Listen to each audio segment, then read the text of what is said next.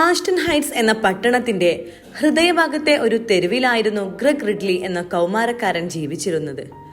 പഴകിയ ഇഷ്ടിട കെട്ടിടങ്ങൾ, പരസ്പരം രഹസ്യങ്ങൾ പങ്കുവെക്കുന്ന ക്ഷീണിച്ച വൃദ്ധരെ പോലെ ചാരിയിരുന്നിരുന്ന ഒരു പ്രദേശം. അവിടുത്തെ ജീവിതത്തിന് അതിൻ്റെതായ ഒരു താളമുണ്ടായിരുന്നു. എന്നാൽ ഗ്രെഗ് റിഡ്ലിയുടെ ജീവിതത്തിന്റെ താളം അവിടുത്തെ കോൺക്രീറ്റ് കോർട്ടിൽ ഉയർന്നു താഴുന്ന ബാസ്കറ്റ്ബോളിന്റെ ശബ്ദത്തിനൊപ്പമായിരുന്നു. ആ കോർട്ട് അവനൊരു കളിക്കളം മാത്രമല്ല, സ്വപ്നങ്ങൾക്ക് ചിറകു നൽകുന്ന ഒരിടം കൂടിയായിരുന്നു. എന്നാൽ ഈ ഇടയായി ആ ലോകത്തിനുമേൽ ഒരു കരിനിഴൽ വീണിരുന്നു. അത് കെട്ടിടങ്ങളുടേതായിരുന്നില്ല, മറിച്ച് അവന്റെ പോക്കറ്റിൽ ചുരുട്ടുകൂട്ടിയ കണക്ക് പരീക്ഷയുടെ ഉത്തരക്കടലാസിൻ്റെതായിരുന്നു.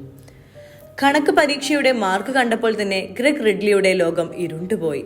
അവന്റെ സ്വപ്നമായ ബാസ്കറ്റ്ബോൾ ടീമിലേക്കുള്ള വഴി അടഞ്ഞതുപോലെ അവന് തോന്നി.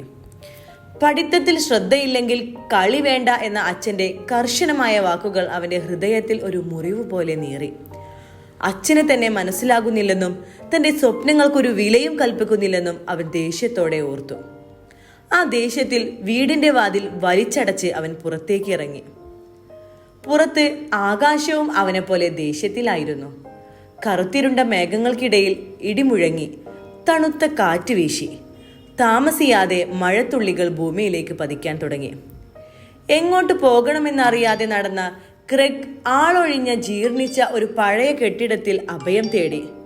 പൊടി പിടിച്ച മുറികളുടെ നിശബ്ദതയിൽ ഒരു മൂലയിൽ നിന്ന് ഒരു ശബ്ദം കേട്ടു. ആരാണത്? അതായിരുന്നു ലെമൺ ബ്രൗൺ. കീറിപ്പറിഞ്ഞ വസ്ത്രങ്ങളും കാലത്തിന്റെ ചുളിവുകൾ വീണ മുഖവുമുള്ള ഒരു വൃദ്ധൻ. തെരുവിൽ അലയുന്ന ഒരാളാണെന്ന് ഒറ്റനോട്ടത്തിൽ വ്യക്തം. ആദ്യം ഭയന്നെങ്കിലും അദ്ദേഹത്തിന്റെ കണ്ണുകളിലെ സൗമ്യത കണ്ടപ്പോൾ ഗ്രെഗ് അടുത്തു ചെന്നിരുന്നു. അവർ സംസാരിച്ചു തുടങ്ങി. ഒരു കാലത്ത് പ്രശസ്തനായ ഒരു ബ്ലൂസ് സംഗീതജ്ഞനായിരുന്നു താനെന്ന് ലെമൺ ബ്രൗൺ പറഞ്ഞു. ആളുകൾ തന്റെ പാട്ടുകൾ കേൾക്കാൻ കാതു കൂർപ്പിച്ചിരുന്ന ഒരു കാലമുണ്ടായിരുന്നുവെന്ന് പറയുമ്പോൾ അദ്ദേഹത്തിന്റെ കണ്ണുകളിൽ ഒരു പഴയ കാല പ്രകാശം മിന്നിമറിഞ്ഞു.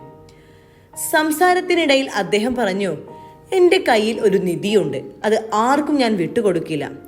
ഇതു കേട്ട് ഇരുട്ടിൽ പതുങ്ങിയിരുന്ന കുറച്ച് മോഷ്ടാക്കൾ അവരുടെ അടുത്തേക്ക് വന്നു. നിധിയോ? അതെടുക്കിങ്ങോട്ട്, അവർ ആക്രോശിച്ചു. എന്നാൽ ലെമൺ ബ്രൗൺ ഭയപ്പെട്ടില്ല. അദ്ദേഹം ധൈര്യത്തോടെ നിന്നു. ഗ്രെഗ് ആദ്യം പേടിച്ചെങ്കിലും ആ വൃദ്ധന്റെ ധൈര്യം അവനും പ്രചോദനമായി. അവർ ഒരുമിച്ച് ശബ്ദമുണ്ടാക്കി മോഷ്ടാക്കളെ ഭയപ്പെടുത്തി ഓടിച്ചു. അവർ പോയപ്പോൾ ലെമൺ ബ്രൗൺ ഗ്രെഗിനെ നോക്കി പുഞ്ചിരിച്ചു.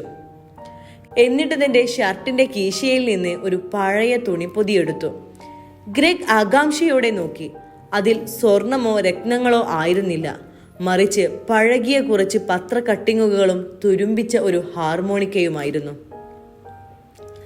ഗ്രെഗിന്റെ നിരാശ നിറഞ്ഞ മുഖം കണ്ട് ലെമൺ ബ്രൗൺ പറഞ്ഞു, ഇതാണ് എന്റെ നിധി, പണമല്ല ഇതിന്റെ വില. അദ്ദേഹം ആ പത്ര കട്ടിങ്ങുകൾ അവന് കാണിച്ചു കൊടുത്തു. അതിൽ പ്രശസ്തനായിരുന്ന കാലത്തെ ലെമൺ ബ്രൗണിന്റെ ചിത്രങ്ങളും വാർത്തകളുമായിരുന്നു. അദ്ദേഹം തുടർന്നു, എന്റെ മകൻ ജെസ്സി പട്ടാളത്തിൽ ചേരാൻ പോകുന്നതിന് മുമ്പ് ഞാൻ അവന് ഇതെല്ലാം കൊടുത്തു. അച്ഛന്റെ ഓർമ്മയായി അവൻ ഇത് നെഞ്ചോട് ചേർത്ത് വെച്ചു. യുദ്ധത്തിനിടയിലും അവനത് സൂക്ഷിച്ചു. അവൻ യുദ്ധത്തിൽ മരിച്ചു. അവന്റെ സാധനങ്ങൾ തിരികെ കിട്ടിയപ്പോൾ ഇതും അതിലുണ്ടായിരുന്നു. അദ്ദേഹം ഒരു നിമിഷം നിശബ്ദനായി. എൻ്റെ മകന് അവൻ്റെ അച്ഛൻ ഒരു ഹീറോ ആയിരുന്നു. അവൻ്റെ കണ്ണിൽ ഞാനൊരു നിധിയായിരുന്നു. അവനത് എത്രമാത്രം വിലപ്പെട്ടതായി കരുതിയിരുന്നോ, അതുകൊണ്ട് എനിക്കും ഇതൊരു നിധിയാണ്. ഓരോ അച്ഛനും തൻ്റെ മകനിൽ നിന്ന് ആഗ്രഹിക്കുന്നത് ഈ സ്നേഹമാണ്. ആ വാക്കുകൾ ഗ്രെഗിന്റെ ഹൃദയത്തിൽ തറച്ചു. തൻ്റെ അച്ഛൻ വഴക്കു പറയുന്നത് വെറുപ്പ് കൊണ്ടല്ല, മറിച്ച് താൻ നന്നായി കാണണമെന്ന ആഗ്രഹം കൊണ്ടാണെന്ന് അവന് ആദ്യമായി മനസ്സിലായി. അച്ഛന്റെ സ്വപ്നങ്ങളുടെ ഭാഗമാണ് താൻ. തന്റെ ഭാവിയെക്കുറിച്ചുള്ള അച്ഛന്റെ ഉത്കണ്ഠയാണ് ആ ദേഷ്യത്തിന് പിന്നിലെന്ന് അവൻ തിരിച്ചറിഞ്ഞു. ലെമൺ ബ്രൗണിന്റെ നിധി അദ്ദേഹത്തിന്റെ മകന്റെ സ്നേഹമായിരുന്നെങ്കിൽ തന്റെ യഥാർത്ഥ നിധി അച്ഛന്റെ കരുതലാണെന്ന് അവൻ വേദനയോടെ ഓർത്തു. മഴ തോർന്നിരുന്നു. ലെമൺ ബ്രൗണിന് നന്ദി പറഞ്ഞ് ഗ്രെഗ് വീട്ടിലേക്ക് നടന്നു. അവന്റെ മനസ്സിലെ ദേഷ്യത്തിന്റെ കാർമേഘങ്ങൾ ഒഴിഞ്ഞു പോയിരുന്നു. അച്ഛനെ സ്നേഹത്തോടെ ഒന്ന് പുഞ്ചിരിച്ച് കാണിക്കാൻ അവന്റെ മനസ്സ് തുടിച്ചു. ജീവിതത്തിലെ ഏറ്റവും വലിയ നിധികൾ പണമോ പ്രശസ്തിയോ അല്ല, മറിച്ച് നമ്മളെ സ്നേഹിക്കുന്നവരുടെ കരുതലും അവരുടെ ഓർമ്മകളുമാണെന്ന വലിയ പാഠം അവൻ പഠിച്ചിരുന്നു. ആ തിരിച്ചറിവായിരുന്നു ഗ്രെഗ് അന്ന് നേടിയ ഏറ്റവും വലിയ നിധി.